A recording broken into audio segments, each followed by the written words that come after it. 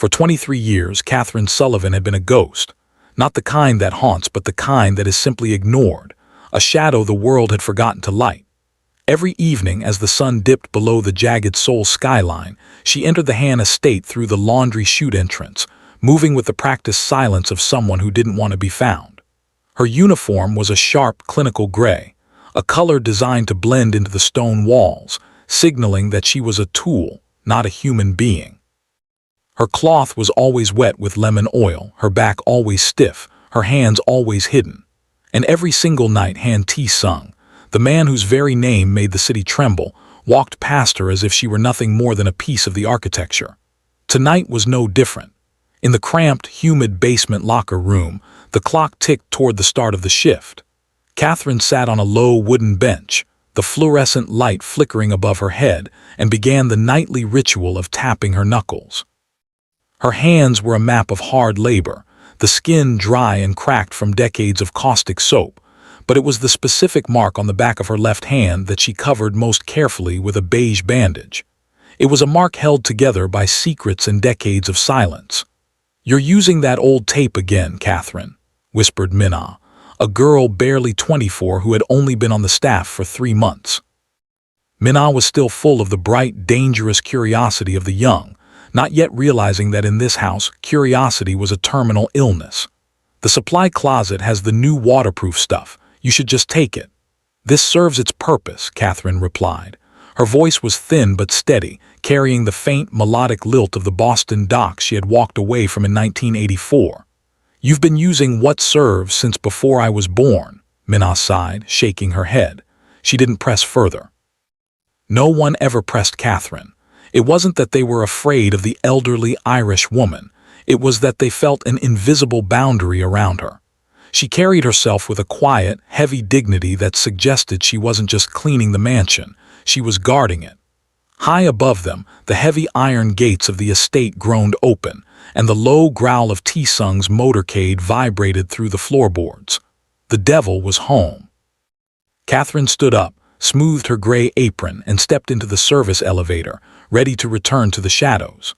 The heavy oak doors of the foyer groaned open, and the silence of the mansion was immediately replaced by the sharp, rhythmic click of polished Oxfords against marble. Catherine didn't look up. She remained on her knees, the damp cloth in her hand moving in slow, rhythmic circles, polishing the same spot she had polished 1,000 times before. She knew the cadence of this walk. It was the stride of a man who carried the weight of a kingdom on his shoulders, a stride she had first seen in his father 40 years ago, back when the world was younger and the air smelled of salt and Virginia Slims. Han Tae-sung swept into the room, a cold wind following in his wake. He was flanked by 2 shadows in black suits, their eyes darting like hawks, but Tae-sung's gaze remained fixed straight ahead. He was the Devil of Seoul, a man carved from ice and iron, and to him, Catherine was merely part of the scenery, a gray smudge against the opulence of his life. As he neared her, Catherine lowered her head a fraction more, her left hand tucked slightly beneath her apron, the bandage over her mark hidden from the harsh glare of the crystal chandeliers. She could feel the vibration of his footsteps through the floor, a phantom echo of Han Myung-di. For a fleeting second, the scent of Tae-sung's expensive cologne, something woody with a hint of sharp citrus, hit her, and her heart gave a traitorous thud. It was the exact scent his father had worn on their last night in Boston, a scent she had searched for in every marketplace for 2 decades. Tae-sung stopped. The sudden silence was deafening. Catherine's breath hitched, her fingers tightening around the damp rag. Had she breathed too loudly? Had he finally seen the woman behind the uniform? "The study," Tae-sung barked, his voice a low, gravelly rasp that sent a shiver down her spine. "No interruptions tonight, not even for tea." "Yes, boss," the shadows murmured in unison. He started walking again, his coat brushing against Catherine's shoulder as he passed. He didn't offer a glance, didn't offer a word of recognition to the woman who had watched him grow from a grieving boy into a feared titan. He didn't know that she was the one who placed a single white carnation, his father's favorite, on the private altar every morning. He didn't know that she stayed because his eyes were the only place left on earth where Myung-di's soul still flickered. Catherine waited until the sound of his footsteps faded into the depths of the mansion before she allowed herself to exhale. She sat back on her heels, her knees popping in the quiet room. She looked at the spot where he had stood, the marble reflecting the cold light of the ceiling. He was a master of his world, but he was a stranger to his own history. And as she dipped her cloth back into the bucket, Catherine Sullivan accepted the weight of her invisibility once more. She was a ghost, and for now, the ghost was the only one who knew the truth. In 1984, the air in Boston didn't smell of lemon oil and expensive marble. It smelled of salt spray, diesel exhaust, and the promise of a life that hadn't yet been broken. Catherine was 22 then, a girl with wild curls and a laugh that hadn't yet been silenced by the gravity of secrets. She worked at the PX on the military base, sliding trays of hot food to soldiers who all looked the same in their olive drabs, until he walked in. Han Myung-di didn't belong in a cafeteria line. Even in a foreign uniform, he carried himself with a quiet, terrifying grace that made the rowdy American soldiers lower their voices as he passed. He was part of a high-level South Korean delegation, a man destined for power, yet he stopped in front of Catherine's station and stared at her as if she were the only thing in the room that made sense. "You have a light about you," he had said, his English formal and melodic. It was a line that should have been cheesy, but from him, it sounded like a confession. Their love was a series of stolen moments behind the supply crates and hushed conversations in the neon glow of South End diners. Catherine learned that beneath the stoic exterior of the future Mafia heir was a man who loved jazz and feared the coldness of his own bloodline. He told her of a life in Seoul that felt like a cage, and she told him of a Boston where she was just another girl from a row house trying to find a reason to stay. One rainy Tuesday, tucked into the corner of a darkened jazz club, Myung-di had taken her hand. He didn't kiss her. Instead, he traced the unique mark on her skin, the small, star-shaped birthmark on the back of her hand, with the reverence of a man touching a holy relic. "In my country, they say a mark like this means you were a traveler in another life," he whispered, his thumb grazing her knuckles. "It means you were meant to be found."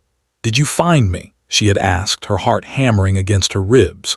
"I will always find you, Catherine, even if the world tries to hide us." It was a season of heat and jazz, of dreaming about a future that ignored the thousands of miles and the violent legacy waiting for him across the Pacific. She didn't know then about the telegrams his family was sending, or the threats that would eventually force him back to a throne of blood.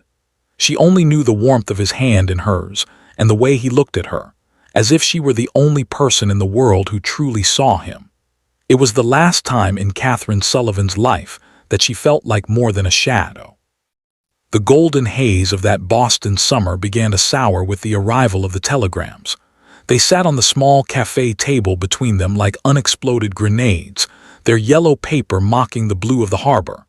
Myung-di didn't have to open them for Catherine to know what they said.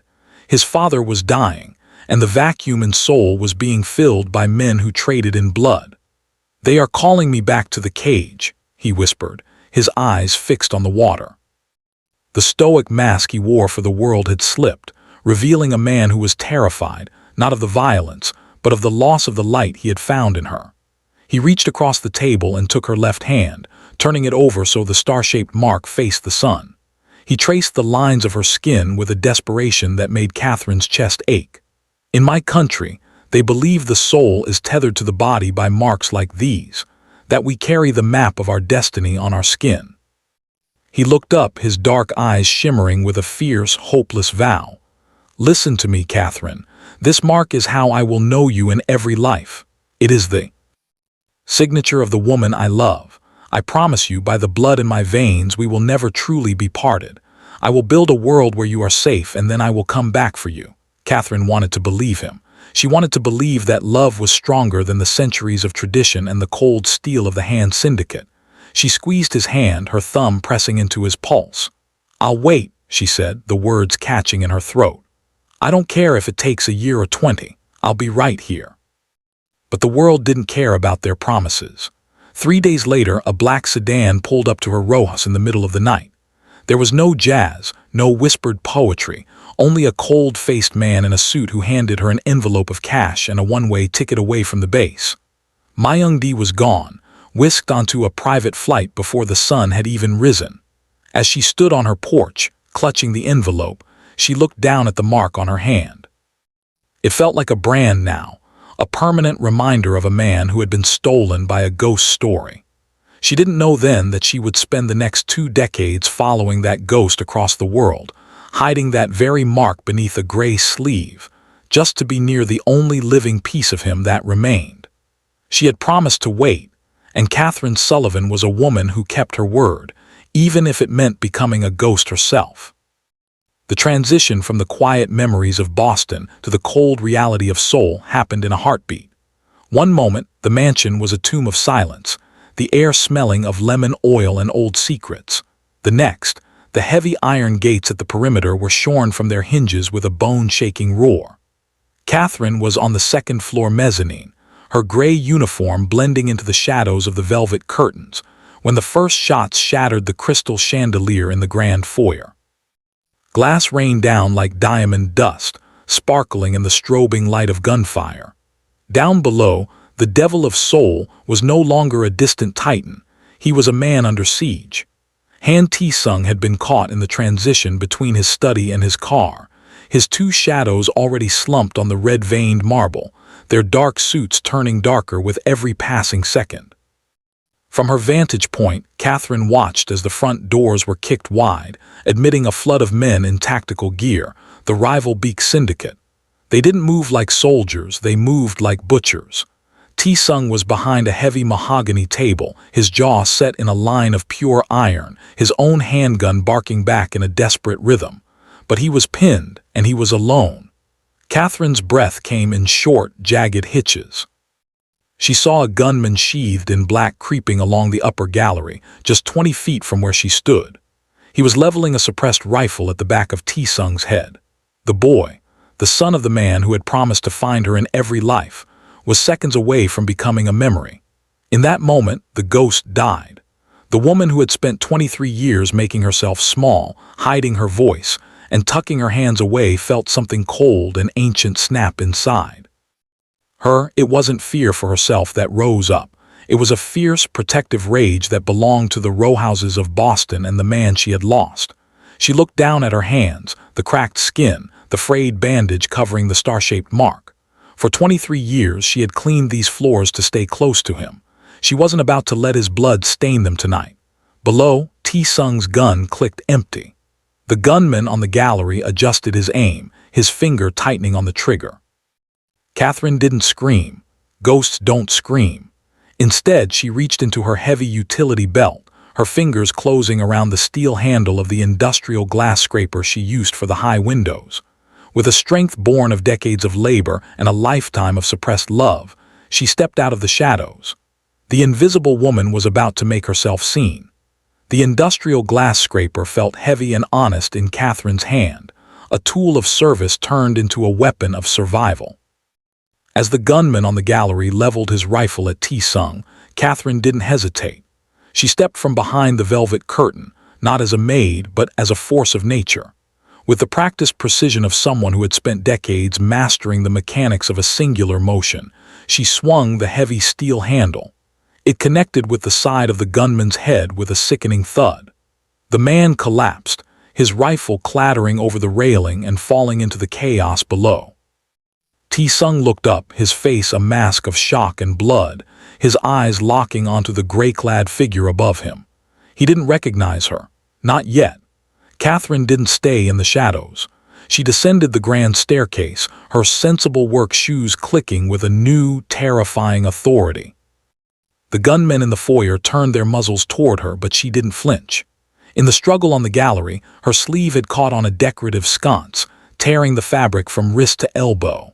The beige bandage she had worn for years had been ripped away, exposing the star-shaped mark on the back of her hand for the first time in 23 years. "Stop!" Her voice rang out, no longer the whisper of a servant, but a command that vibrated with the ghosts of the past. It was a voice from the Boston docks, tempered by the iron of the Han legacy. The attackers hesitated, confused by the sight of an elderly woman commanding a room filled with death.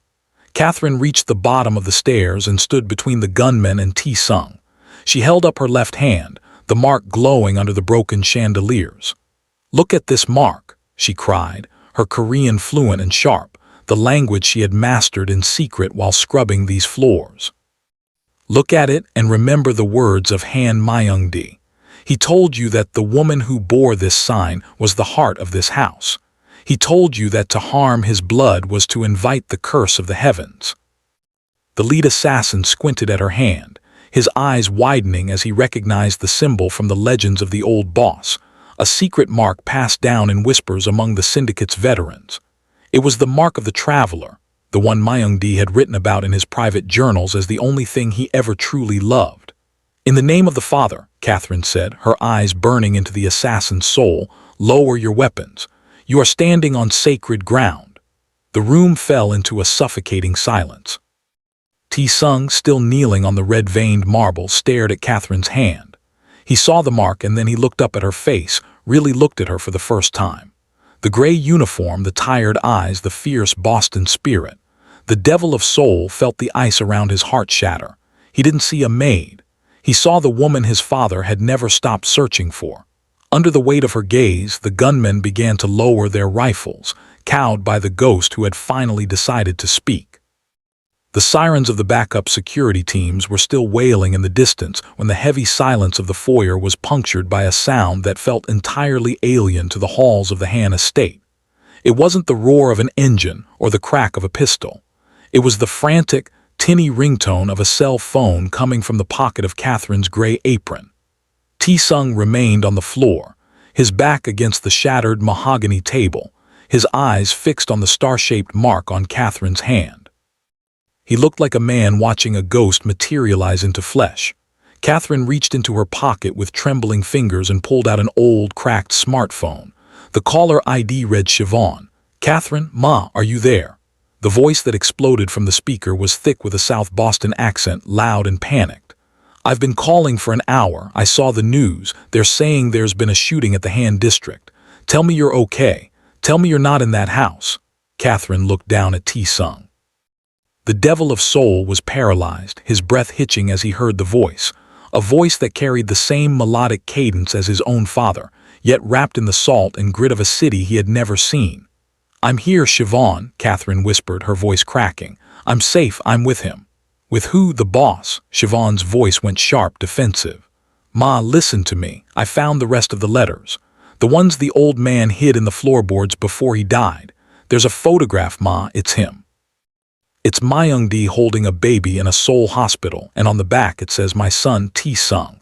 And right next to it is the picture of you in Boston holding me."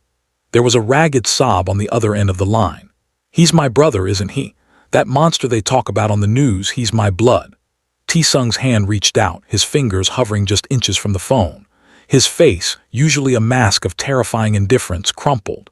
The confirmation didn't come from a ledger or a DNA test. It came from the raw, unfiltered grief of a woman 3,000 miles away who sounded exactly like the father he had lost. "He isn't a monster, Siobhan," Catherine said, her eyes locked on T-Sung's. She reached out and placed her marked hand on his shoulder. It was the first time she had touched him in 23 years. "He's just been alone for a very long time." T-Sung let out a sound, a choked, broken sob that he had been holding back since the day his father was buried. He closed his eyes and leaned his forehead against Catherine's worn, gray uniform. The hierarchy of the mansion, the blood of the syndicate, and the weight of the devil persona vanished. In that moment, surrounded by the wreckage of his empire, he wasn't a boss. He was a younger brother, finally being found. The aftermath of the attack left the mansion in a state of wounded stillness. While the security team scrubbed the red-veined marble and replaced the shattered glass, T-Sung sat in his father's old study, the lights dimmed to a soft, amber glow. For the first time in his life, he didn't feel like the master of the house. He felt like a guest in a story he had never been told. Catherine stood by the record player in the corner, her movements fluid and sure. She reached for a dusty vinyl sleeve tucked behind a row of heavy business ledgers, a secret hiding place T-Sung had walked past 1,000 times. With a click and a hiss, the room was filled with the soulful, melancholic wail of a saxophone. It was Miles Davis, kind of blue. T-Sung froze. This was the music his father had played every Sunday night, sitting in this very chair with a glass of whiskey and a distant, longing look in his eyes. T-Sung had always thought it was simply a quirk of a powerful man, a taste for Western sophistication. He bought this in a small shop near the Boston Common, Catherine said softly, her back to him. He told me the music sounded like the way he felt when he was away from me, longing but beautiful. She moved through the room, her presence no longer invisible but illuminating. She pointed to the small, hand-stitched silk handkerchief tucked into a crystal tray. I made that for him. He told everyone it was a gift from a diplomat, but he only used it when he was alone, to wipe the dust off your mother's photograph. T-Sung watched her, the pieces of his father's life shifting and clicking into a new, terrifyingly human shape. All the soft pieces of Han Myung-di, the specific brand of tea he insisted on, the way he always left a single window cracked even in the dead of winter to hear the city, the quiet habit of humming a tune that had no Korean lyrics. They weren't quirks. They were echoes. He kept me here, Catherine whispered, finally turning to face him, not as a prisoner, and not as a lover. He kept me here because I was the only person who remembered the man he was before the syndicate took his soul. And I stayed because I wanted to make sure you saw those pieces of him too, even if you didn't know where they came from. T-Sung looked at the record spinning on the turntable. He realized then that his father hadn't been a cold monolith. He had been a man living a double life of the heart. Every time his father had looked at the invisible maid in the hallway, he hadn't been looking at a servant. He had been looking at his home. The realization was a quiet earthquake, leveling the cold, sharp world T-Sung had built for himself. He wasn't just the heir to a criminal empire. He was the son of a man who had loved a ghost so much he had built a sanctuary for her inside his own fortress. 3 weeks later, the air smelled of salt and frying onions, a sharp contrast to the sterile, scentless corridors of the Seoul estate. Han T-Sung stood in the center of a narrow kitchen in South Boston, feeling more conspicuous in his $3,000 suit than he ever had in a room full of armed rivals. The row house was small, the walls covered in framed photographs and the humming of a refrigerator that had seen better decades, but the warmth in the air was thick enough to touch. Don't just stand there like a statue, T-Sung. You're blocking the light, Siobhan said, nudging him with her elbow as she moved toward the stove. She didn't bow.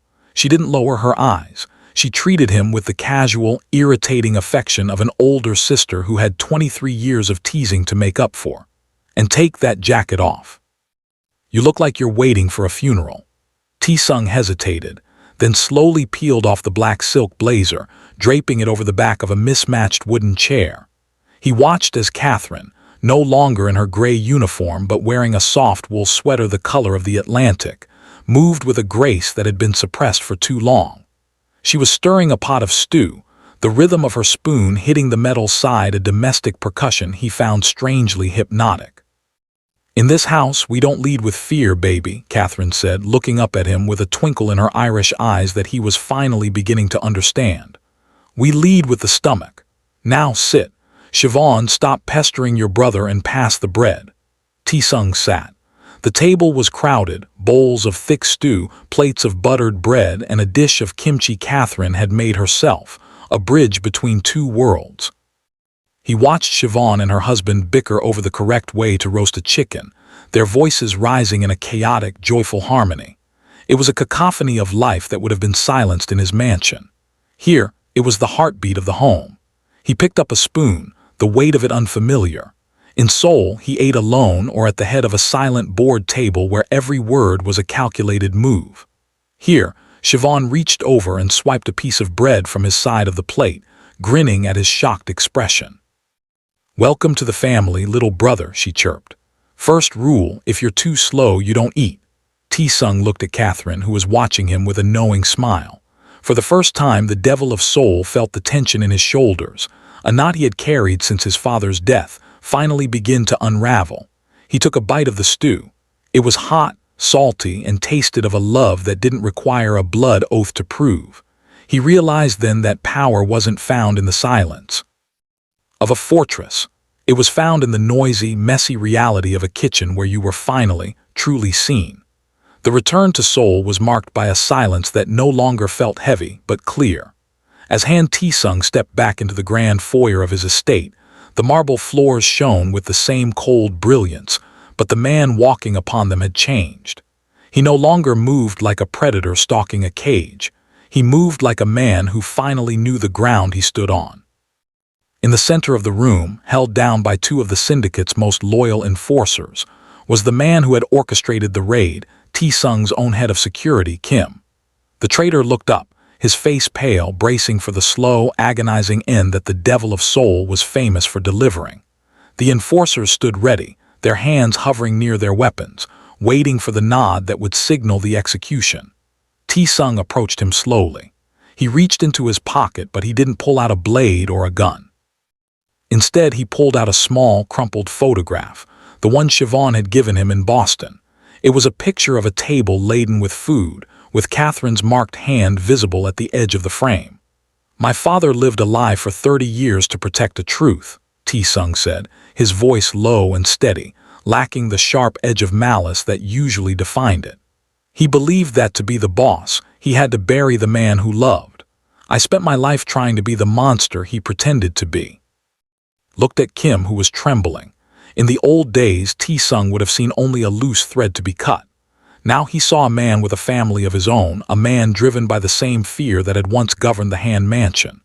"The devil is dead," Tae-sung whispered, loud enough for every man in the room to hear. He turned to his enforcers. "Let him go, strip him of his rank, seize his assets, and send him away. If I see him again, the mercy ends. But today, there will be no blood on these floors." The enforcers hesitated, shocked by the break in tradition, before slowly releasing their grip. Kim collapsed forward, gasping, unable to comprehend his survival. Tae-sung turned his back on the traitor and looked toward the service elevator. Catherine was there, dressed in her gray uniform once more, though today she wore it like a choice, not a sentence. She watched him with a pride that transcended the roles of master and servant. "The car is ready, boss," she said softly. "No, Catherine," he replied, a genuine smile tugging at the corners of his mouth as he felt the star-shaped mark on the back of her hand come to rest briefly on his arm. "Not boss, just Tae-sung. Let's go home. We have a flight to Boston, and I promised Siobhan I wouldn't be late for dinner." As they walked out together, the devil was gone, replaced by a son and a brother who finally had somewhere to be. He was, at last, the man his father had always hoped he would become.